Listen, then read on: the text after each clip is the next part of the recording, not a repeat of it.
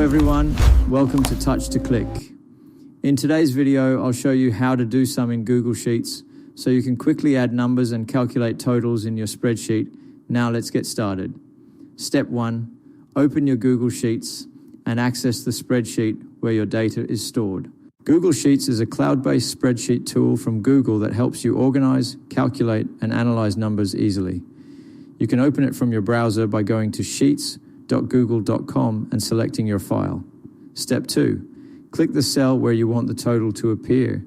This cell will display the final result after adding all the numbers together. Choosing the correct cell is important so your total appears in the right place within your spreadsheet. Step 3, type sum in the selected cell. The sum function is one of the most commonly used formulas in Google Sheets because it quickly adds multiple numbers at once. Starting with an equal sign tells Google Sheets that you are entering a formula. Step 4, highlight the range of cells you want to add with your mouse. For example, A3, A10.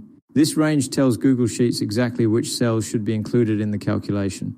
Selecting the correct range ensures the formula adds the right numbers.